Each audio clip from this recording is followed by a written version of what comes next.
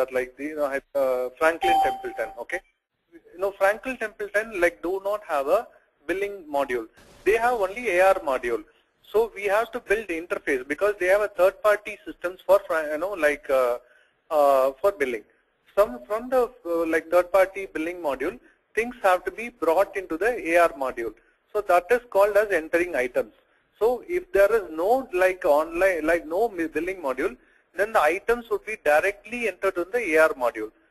And what are the other items we might directly enter into the AR module even though there is a billing module?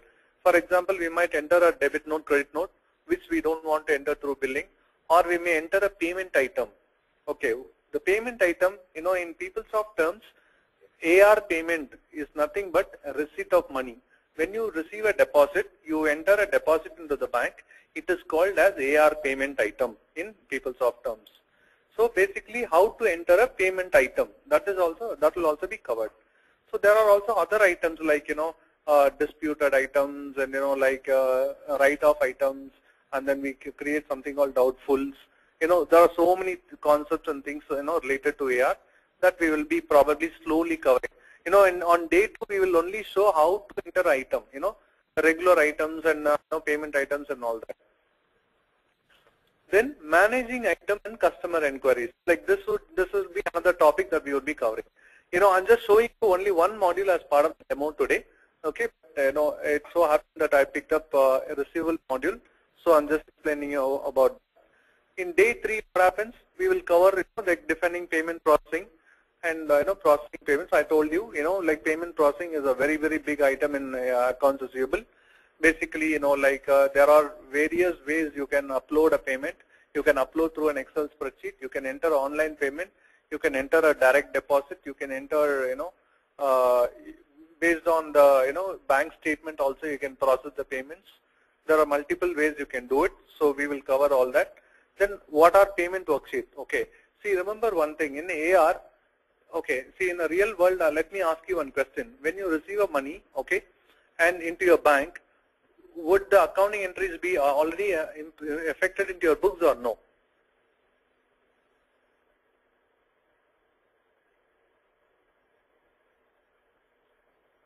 Hello? Akshay and Shoaib. Yeah, it will be. Hello? Yeah.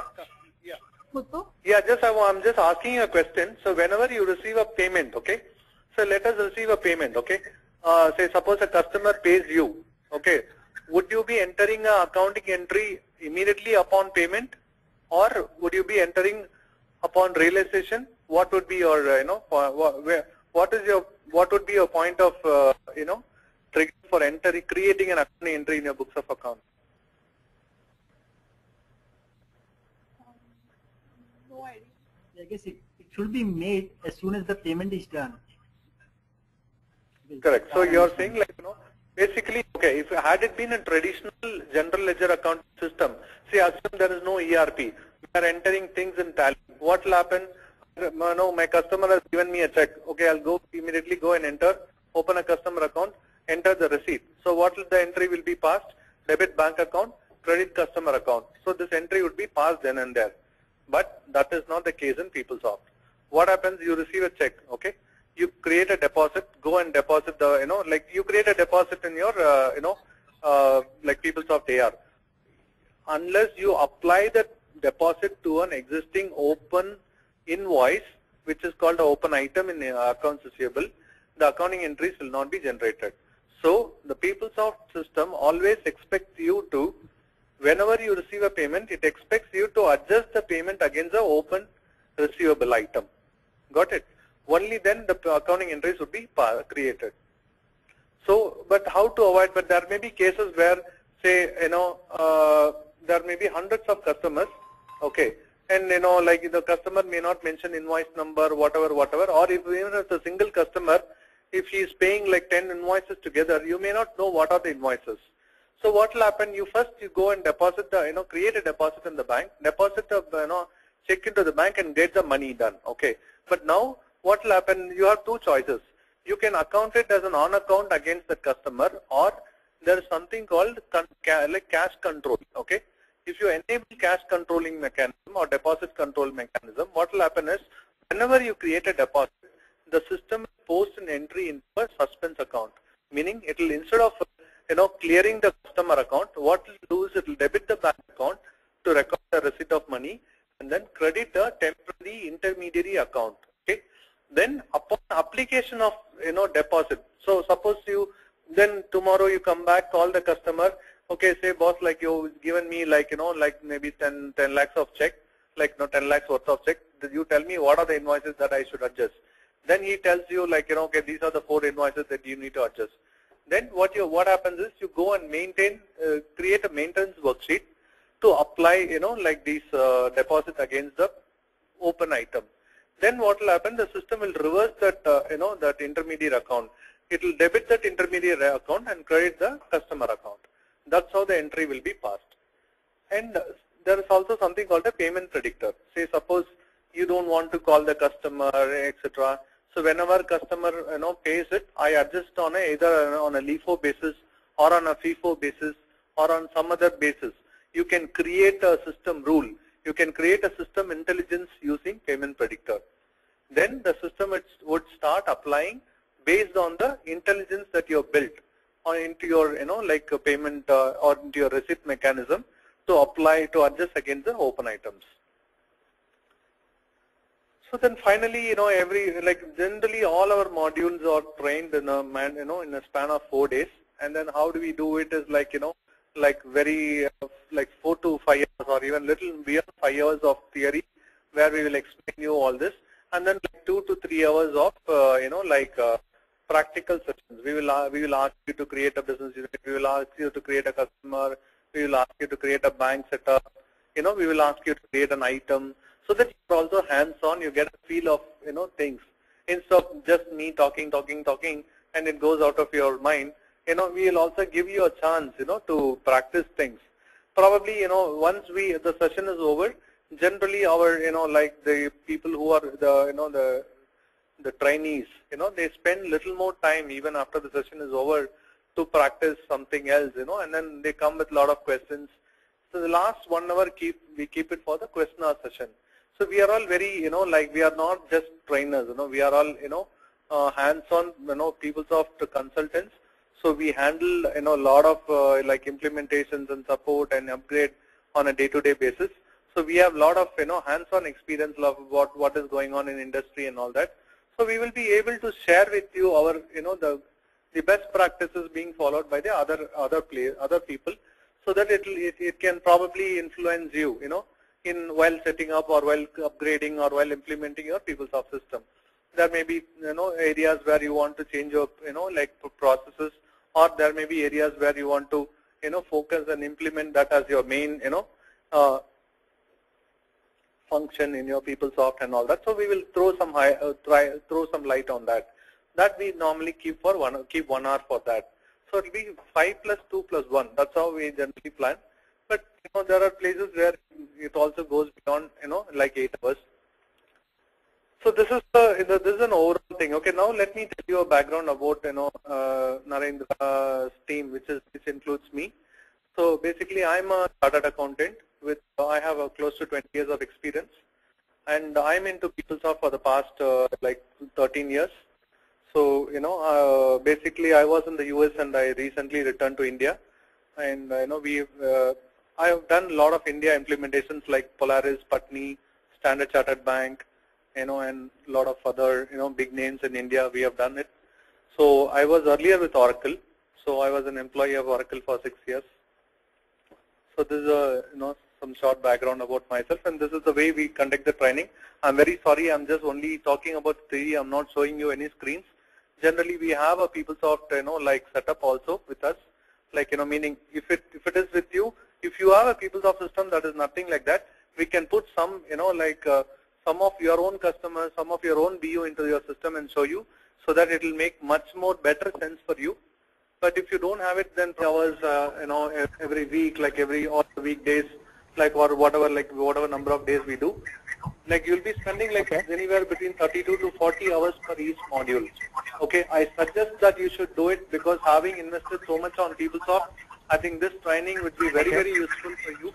Okay, and this is a one time, like this would really help you. So don't look at the, I can just definitely cut down on very, some things and then say I can finish in like 90 hours or 100 hours, but it doesn't really make sense, like we need to spend that enough time on the start, then only it will be good, like it will be better for you. So I would say like 4 hours of, like 4 days of very, detailed sessions, which will be 32 hours.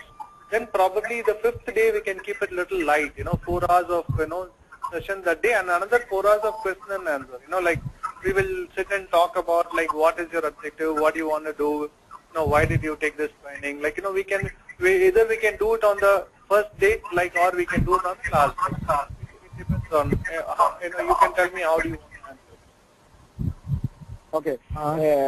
Muthu, what I understood is, that see, you are saying that, first 4 days you will, that they provide 4 hours of time, and after that, that if you are finding, that this training can be completed by using 2 hours per day, so that is okay for me. But the only thing is that, that I'll set the expectation.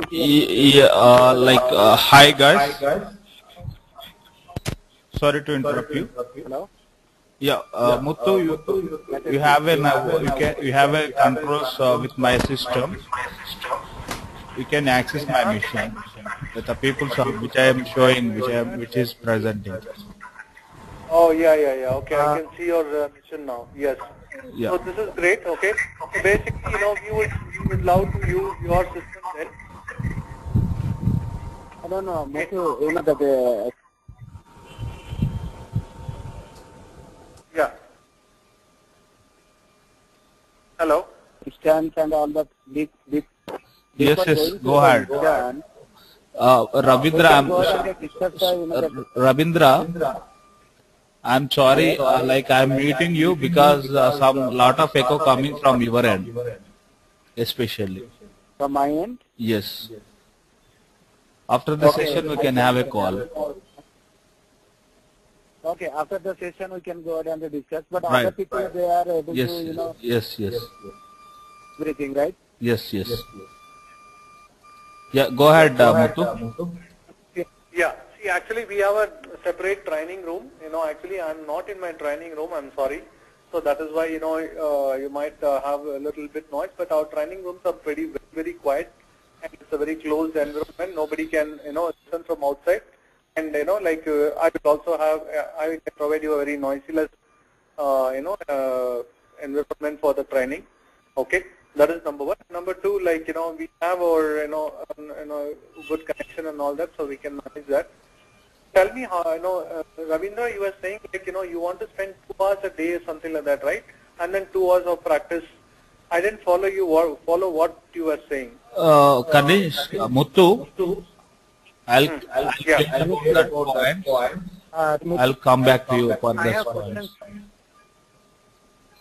Hello, I have some questions for Muthu. This is Kanish here. Yeah, Kanish, sorry, Muthu, first of all, it's great to hear that you have such a vast experience. I am sure that this is going to be, good interactive training for us. We would just like to understand that are you going to cover all the 3 modules, contract, billing and AR? No. Actually, I will be covering mostly billing and AR, and my colleague will be covering the contracts module. But I will give you that my experience. See, I have done a lot of contract module both in India, US, and every elsewhere. Okay. So, but we have an ESA expert. So you will start with billing first, right? Yes. You know what? It's ideal to start with contract because things flow from contract to billing to AR. So what I'll do is, but my colleague is sitting in the US right now, so I need to check with him, what be his convenient time and all that.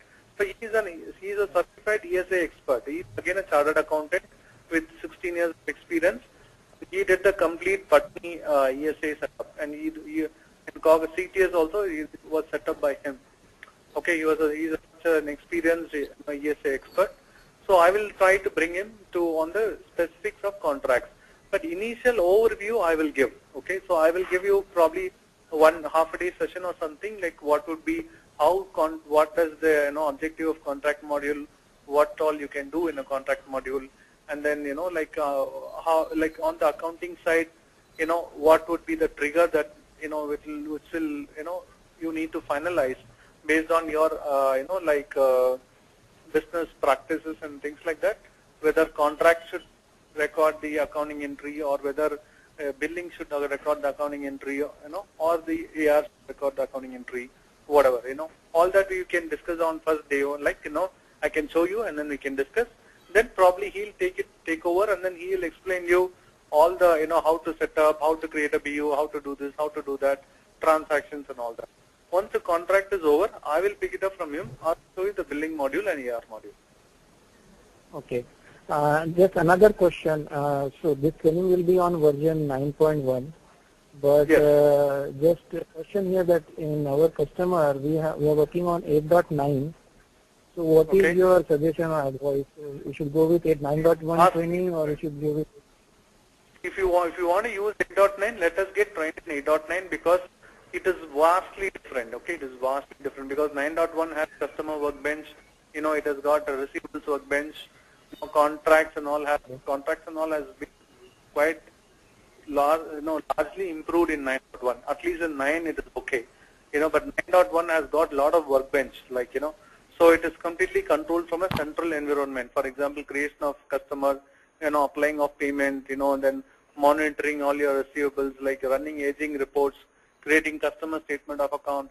Everything is done through one single place, called that, receivables workbench, right? So, it doesn't make sense to do it in 9.1 in that case. Then you need to, I strongly recommend that you should learn only 8.9, because then you will be looking for functionalities what you learned in 9.1 back to 8.9 and it won't be there. Say for example, then you need to know how to run a receivables, aging in 8.9, because in 9.1 it is very different. Okay. Yeah, that will be fine actually. Okay. Yeah. And so do you have a 8.9 setup? Do you have a 8.9 demo system? Demo, I have to check actually. We have one environment, but I have to check whether it's working or not. So I'll let you know on that. Sure.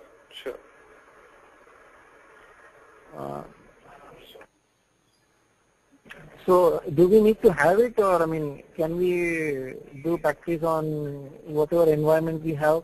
So do we? You can. Is it like we have? Since you asked me, I said, it is not a good, it is not a good practice to learn in a higher version and try to do the support on a lower version. You can always do reverse. You can learn it on a lower version. You can always pick up the difference. But if you learn it on a higher version, it is very, very difficult for you to accommodate the lower version. Mm-hmm. So Max Online has 8.9.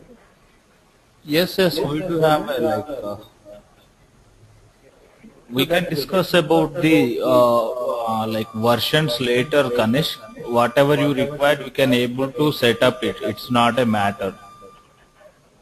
Okay. No problem. Correct. Yeah, thank you. So when we are planning to start this training, is it on Monday or? Yeah, we will update to Ravindra. Kanishk, we will update to Ravindra. If may, you can touch with him. Okay, no problem. You can ask part of the doubts about the subject and agenda, these things with Muthu. Okay.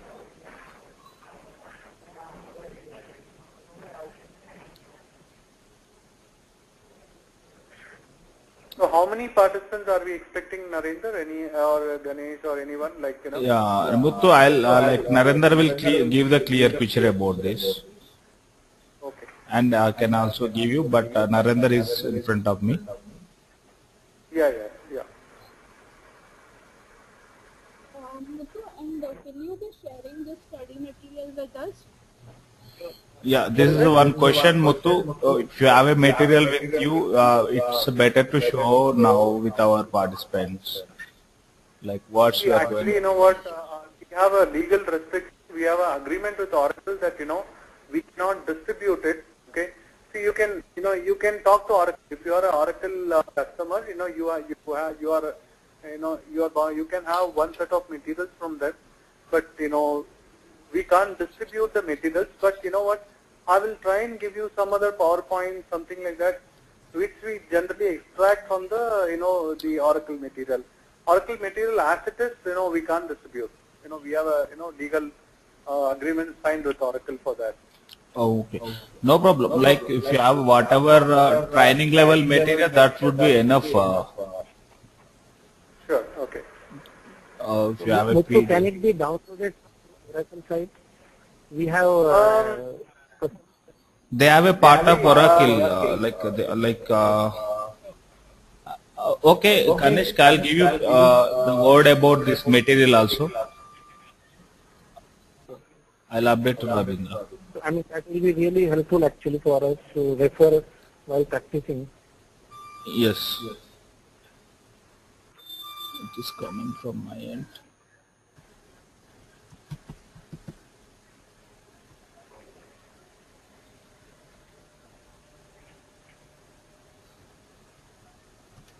So, and please let me know in which version you want to get trained. Based on that, we will do the, we will keep things ready for that. And also, we need to plan on the agenda and all accordingly, because 9.1, it will be a totally different agenda than compared to 8.9.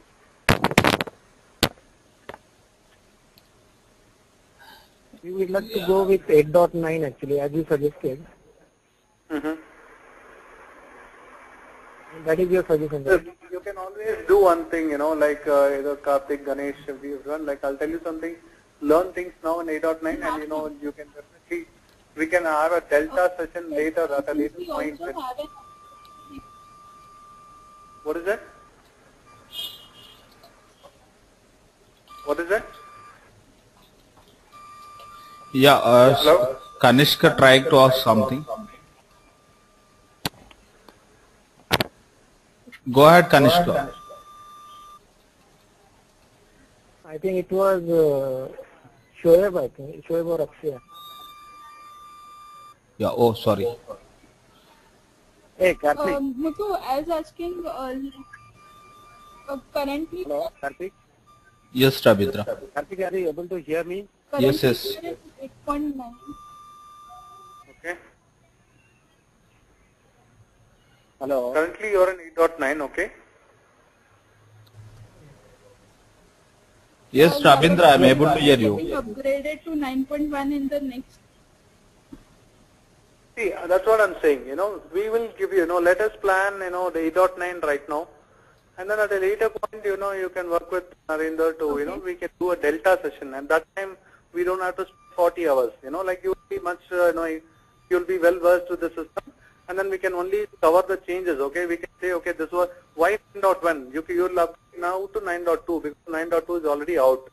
Right? We will show you the 9.2. Compared to 8.9, Okay. these are the additional things which are in 9.2, and how can you do that? Like something like that. It will be a 2-day session per module or something like that. Okay, fine. Yes.